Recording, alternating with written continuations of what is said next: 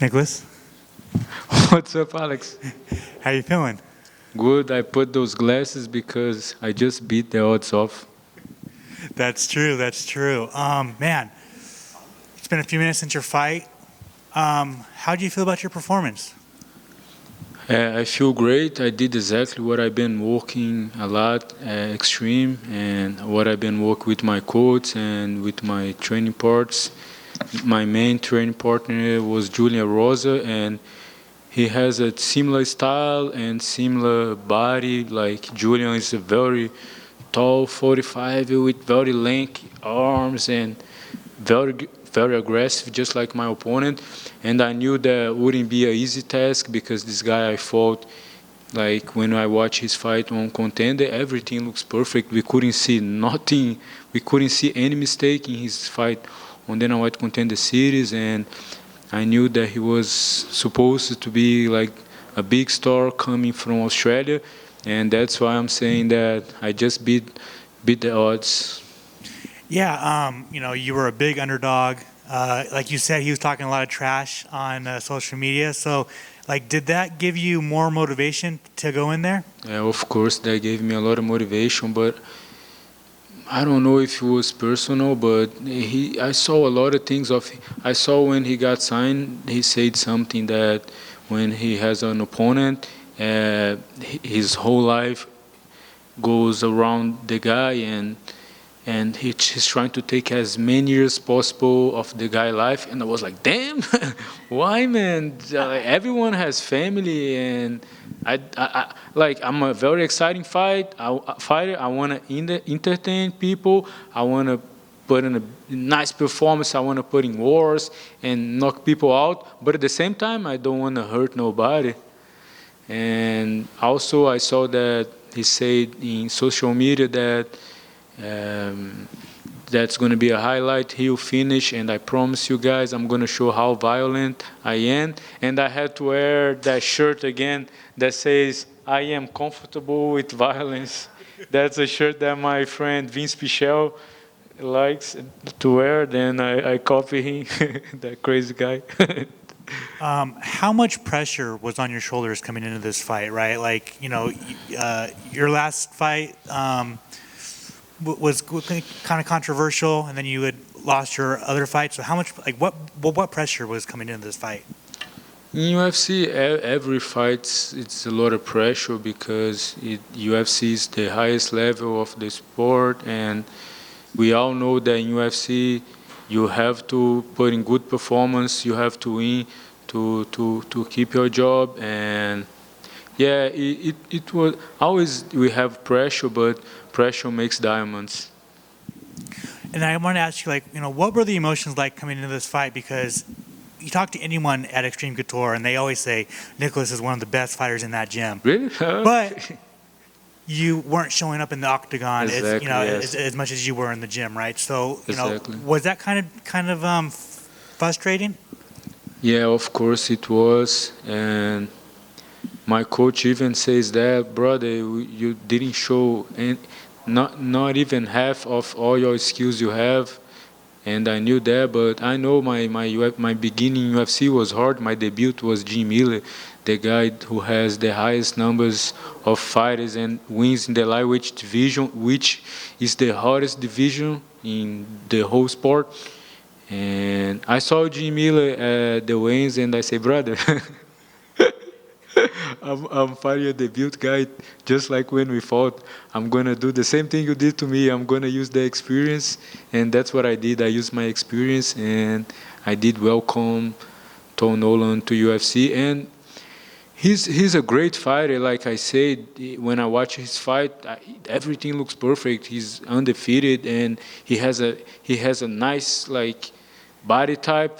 He's crazy, 6'3", and his body type is kind of like Sanhagen, and I see like he's so confident that he says that he's gonna be UFC champion, and he can do it because he's a very young guy. He's 23 years old, and even I think that was disrespectful. The things he said about me, he's young too. Like when I was that young, I did things like that too, and I had to learn, and that's how we learn in life. with experience, sometimes a bad experience, but we just gotta learn from that, and grow as a fighter, as a man, as a not just a man, that as a person. It was a quick turnaround. So are you turning?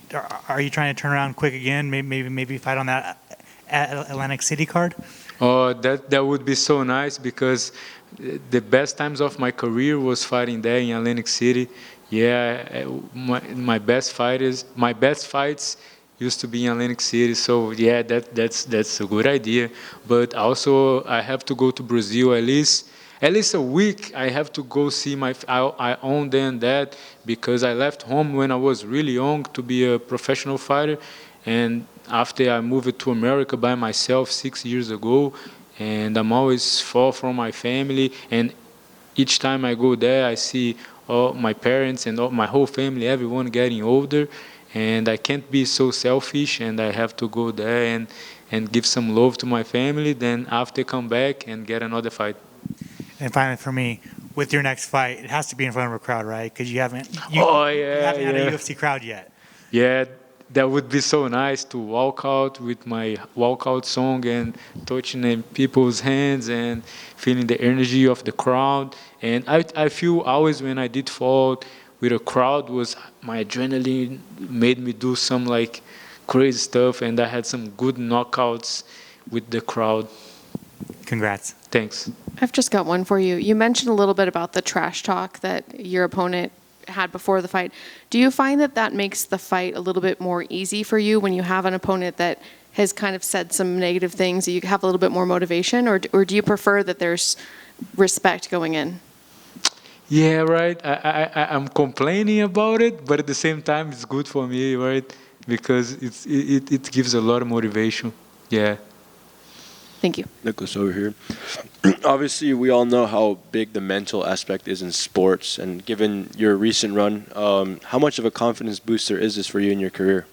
Yeah, man. I think maybe that's why I had some ups and downs. I think it's all mental, and I had to learn, and I had like ups and downs, and I had to grow from this. I have to learn from this bad experience, and I was given an example of Charles and Glover, that they had difficult times like that too, and they always did bounce back, and they even like they had some ups and downs, they always keep going, never gave up.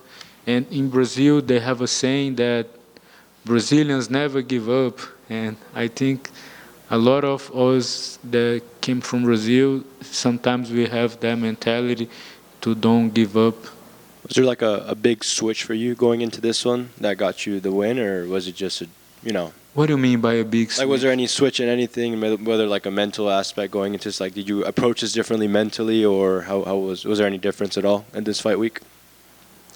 Yeah, it was too. I'm always trying to improve that too. I'm always trying to study and get better in everything in my life, mentally, physically, and I'm always doing that, and spiritually too. I believe in God too, and that's it. Yeah.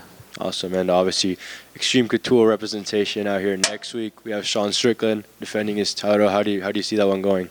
Oh yeah, Strickland. He gave me a good advice one day that I was like doing too much footwork, and and he came at me and he told me about having fun, and like also Seth said you have to be yourself, brother, because I was trying to do too much footwork and I was overthinking too much things, and he showed me how simple things can be, and that's what I did today. Awesome. Congratulations. Thanks. And I know you mentioned that it's tough being away from the family. I'm sure it's very, very hard, but what's the general feedback that you get from them? Are they happy for you, and do they understand why you made the move, and do they feel that that was the right decision? Yeah, they understand, and they always saw how much I love the sport, how much I love fighting, and they know how everything I do, I take it seriously, and I don't I don't know if I can say fuck around. I don't fuck around. I really stand on hard work and discipline, and I live for this. I'm a disciplined guy, and yeah, they knew I'm doing good things, and I hope that one day I can use my talent and like what I can use this sport to help other people too. Yeah. Yeah, because we've actually seen that recently. Amanda Hebus is one of the ones that opened up a facility to help with kids there. So you're hoping to be able to take something and improve the lives of Brazilians back home? Is that what you're saying? Yeah, of course, Brazil and in America too. I live in America. I've been a permanent resident for 4 years. 5 years I can become an American citizen, and I look forward for that because I love this country, and this country was what made possible for me to live my dreams, and this country gave me great opportunities, and I'm really happy to be here. And even some people complain, no way it's perfect, but I love this country. That's awesome. Last for me, you definitely say that you've learned from experience and the feedback that you get from past fights. There was a moment, I don't know if you can sort of say what it was, but it looked like Ray was talking to you right after the fight, giving you feedback, maybe as for what worked out there. Maybe I just read it wrong, we couldn't hear, but what sort of things did they say to you right after the fight when it had completed? Yeah, Ray told me that he was really proud and happy, and we just talk about how simple things can be. Sometimes we overthink too much. I know I do. Sometimes I overthink, and I try to be too perfectionist sometimes, and watch my opponent too much and make too many, like overthinking things too much. But sometimes it's simple, and like he said, you just gotta be yourself and just believe on my skills, and that's it. That's awesome. Congrats on the victory. Thanks. Nick, congrats on the win. Just to kind of touch on what you talked about with Kenny, your performance, it seemed like you had fun, but you weren't perfectionist, you weren't overthinking, but you were so on it. Your kicks were super fast, and you were very aggressive. Yes. Yeah, I was thinking a lot about that, about like what brought me here to the UFC was my aggressiveness and like my knockout ratio. Like that's why I have most of my wins by knockout, and I try to bring back some of this aggressiveness, and I try to find the right balance, like being aggressive but at the same time being smart and being sharp, and finally I found it, the balance that I was looking for, the balance. That's awesome. And you mentioned Thanks. the glasses because you beat the odds, but I think it's for a bright future. Thanks. Oh, that's awesome. Thanks. Thanks. Right.